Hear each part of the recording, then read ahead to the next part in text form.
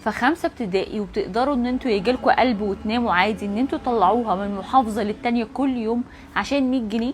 طيب ماشي، انتوا ناس بسيطة وال100 جنيه بالنسبة لكم حاجة كبيرة، بس هل اب وام طبيعيين بصحتهم كويسين وما تقولوليش اصل هو الاب تعبان؟ تعبان ايه يعني؟ هو مش تعبان يشتغل وتعبان يصرف على عياله ومش تعبان يخلف؟ طيب انت بتخلف لازم تكون قد المسؤوليه، هتجيب بني ادمين للدنيا لازم تشيل مسؤوليتهم. لكن انت بتخرج بنت عندها يعني 9 سنين في 5 ابتدائي تصرف على نفسها هي واخوها وحضرتك والام قاعدين في البيت. طيب ما تخرج انت والام تشتغلوا. طيب الام كبيره وواعيه ان هي تسافر من محافظه للتانيه، لكن انت بتخرج بنت، وحط تحت بنت دي 50,000 خط.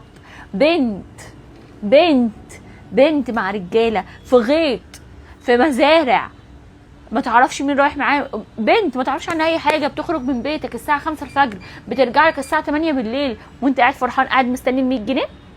ده ايه ده؟ ده ايه ده؟ انتوا تستاهلوا ان هم يروحوا منكم عشان عند ربنا ارحم عليهم منكم. انتوا جبتوا عيالكم رميتوها.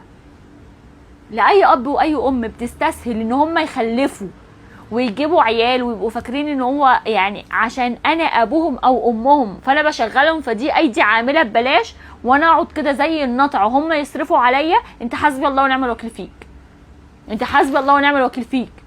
الانسان بدايه حياته المرحله بتاعت الطفوله دي المفروض ان هو بيتدلع، لان هي دي الفتره الوحيده اللي هيتدلع فيها. لو ما اتدلعش وهو عيل صغير هيتدلع امتى؟ ما انت كل لما بتكبر كل ما المسؤوليات بتاعتك بتزيد. بتحمل عيله صغيره في 5 ابتدائي مسؤوليتك انت وامها، قاعد مستني عيالك يشتغلوا ويجيبوا لك 200 جنيه عشان تاكلهم وتشربهم. طيب ما تخرج انت ومراتك تشتغلوا، ما تخرجوا انتوا كبار، انتوا فيكوا صحه، انتوا تشتغلوا وتتعبوا وتشقوا عشان عيالكوا، لكن عيالكوا تشقى عشانكوا انتوا عشان انتوا تقعدوا في البيت. حبايبي والله عصافير الجنه انتوا. ايه ده؟ ايه اللي احنا شفناه ده؟ تخرج بنتك وانتوا متعرفش عنها اي حاجه، عيله صغيره. ازاي عملتوها؟ ازاي بجد جبتوا جحود القلب ده منين؟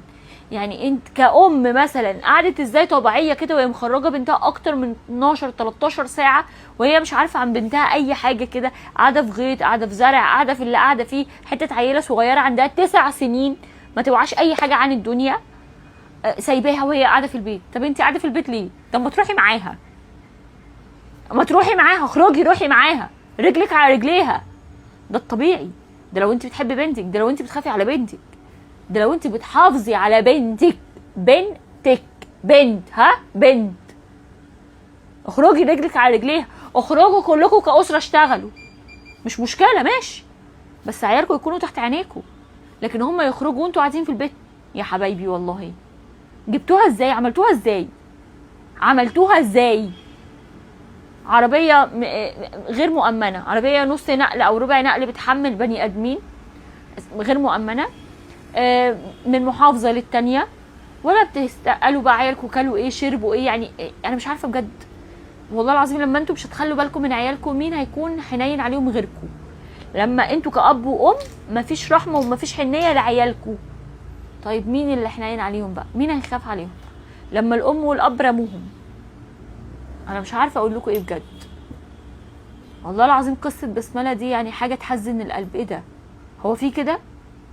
هو في كده؟ في قلب ام واب يعني حجر كده؟ انتوا ناس مش طبيعيه. بعد اذن اي حد هو بيخلف يبقى حاطط في دماغه ان هو هيخلف بني ادم هياكله ويشربه عشان دي ابسط حقوقه واول حاجه هو بيتمناها، ويعلمه طبعا بقى. فانت مش هتعمل كده، ما تخلفش، ما تاذيش البشر لو سمحت يعني.